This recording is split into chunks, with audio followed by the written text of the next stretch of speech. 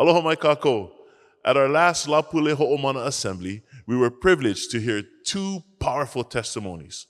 One testimony came from Pastor Hanalei Lindo, and the second came from Kekoa, Pure Aloha Carvalho. Please take a listen to how God transformed their lives. Hello, my name is Hanalei Lindo from Molokai, Kamehameha Schools, class of 1990.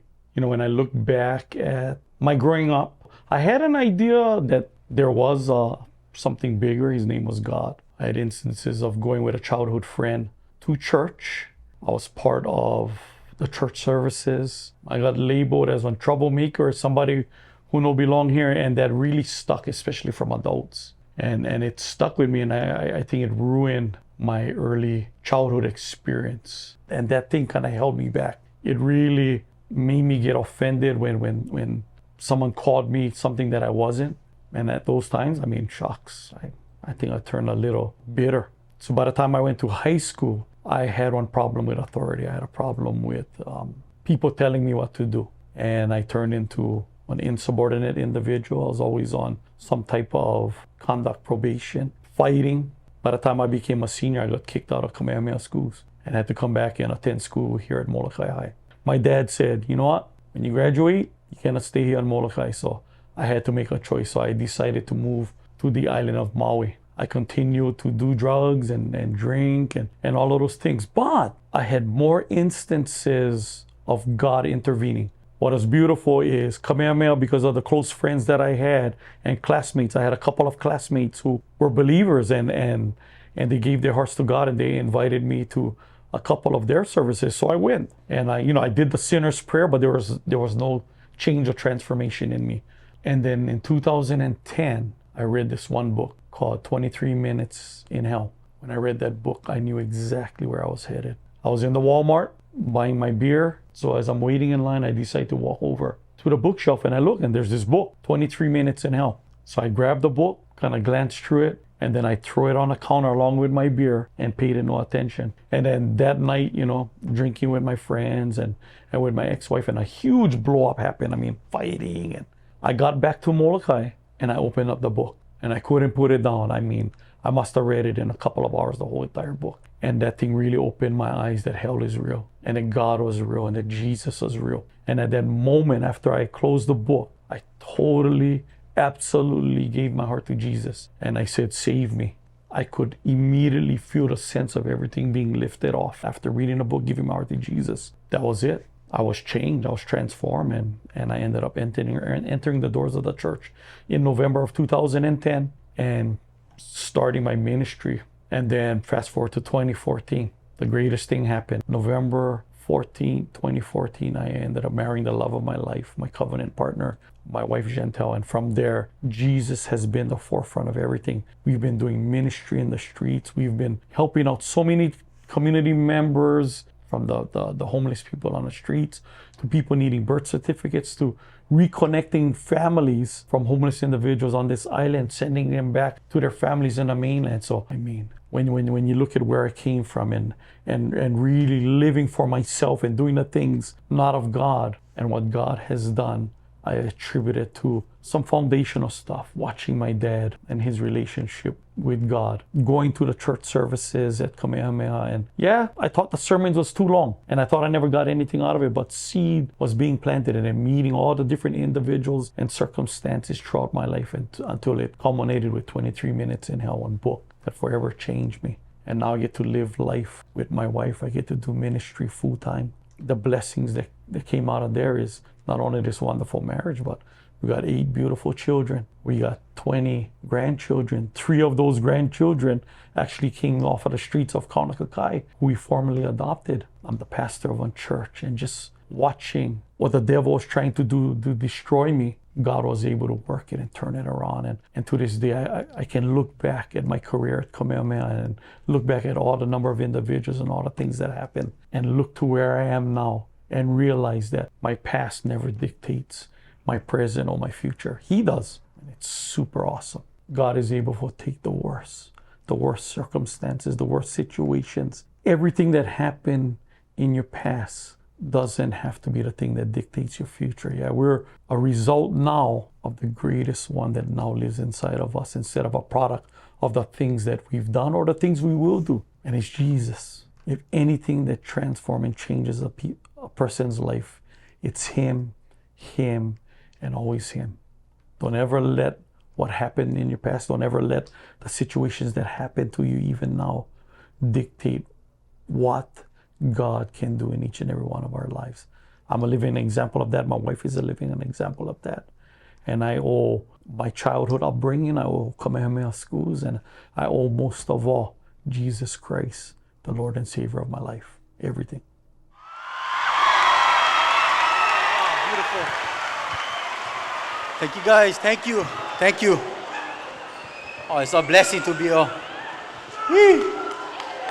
Let's go. Let's go. Kamehameha, cause this kilo, cause. Let's go. Whee. Oh, this is a blessing, bro. Big blessing. Man, I'm from Ever Beach. I grew up in Ever Beach and all. Let's go. Yeah, so, when I was young, I told my mom, bro, let's go Kamehameha school, but I guess never work out. But I always wanted to come here. Now, 34 years old, I get to come here, cause.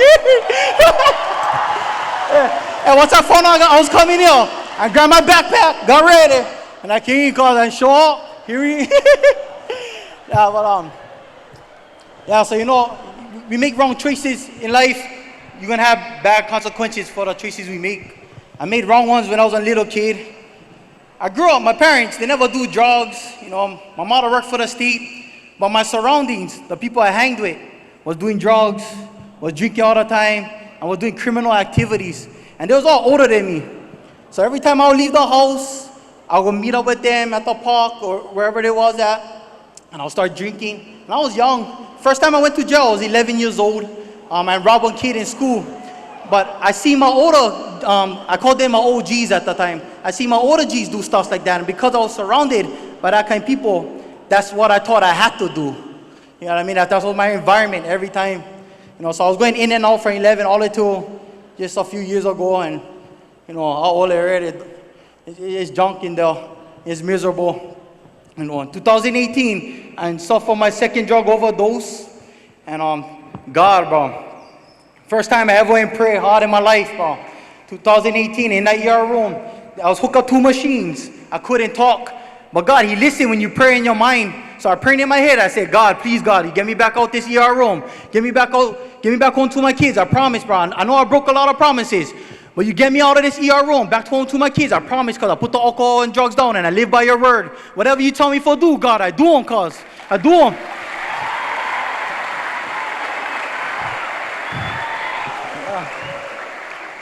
So He got me out, bro. And right now I get this overwhelming feeling, but it's a beautiful overwhelming feeling. This is the feeling I had in that ER room when I opened my eyes. And that's how I knew God was real, bro. Ever since that day, He told me, go help this person. Every time I go places for speak, I get nervous. But I show up and go because I know that's some good thing for do. Before I used to do the enemy's work. When the enemy told me, go out there, false that guy. Go out there, rob this guy. I did him with no hesitation. But now God told me, go help with this guy. I do him, no hesitation, cause. Yeah.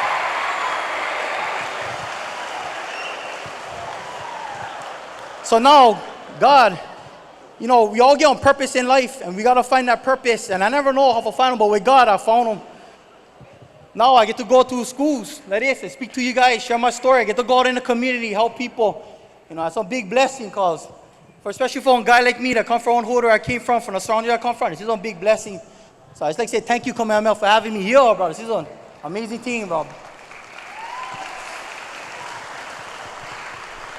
I speak to over a dozen schools, bro. And this is my first school. You guys made me cry, cause. Oh, bro, this is beautiful. I realized this one thing. I'm gonna share with you guys. I put God first, bro, in everything I do. I wake up in the morning and I put Him first everything I do. Because if I put me first, Kekoa go first, I get into trouble all the time. My first thoughts are always bad thoughts. So when I put God first in everything I do, only good things happen. So I wake up with that choice. Before I go to sleep, I wake up and I go to sleep with God on my mind. God first every time. So put God first in everything you guys do, bro. Everything.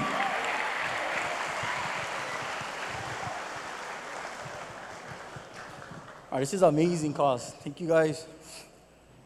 Oh, blessing. I still trip out that I stay here. This is my first private school that I ever got to speak at. You know, private schools, they give me a hard time for come. I don't know if it's because the way I talk or the way I look. I don't know. But you see a tatted out guy face. You know what I mean? Oh. Yeah, but before I close this out, I'll do one thing with you guys. On the count of three, well, yo, God is love. Okay, right now, wait. Yeah, ready. On the count of three. All right, the same way. Portuguese too. Portuguese wine, so. Okay, 1, 2, 3. God is love. Woo! One more time, one more time. 1, 2, 3. All right, guys. Hey, put God first in everything you guys do, cause one love. Thank you. Here's what the students got from our Lapule Ho'omana assembly. I feel like it was very like spiritually refreshing. Also, I got like seminary tomorrow anyway, so it's like really, it feels pretty good.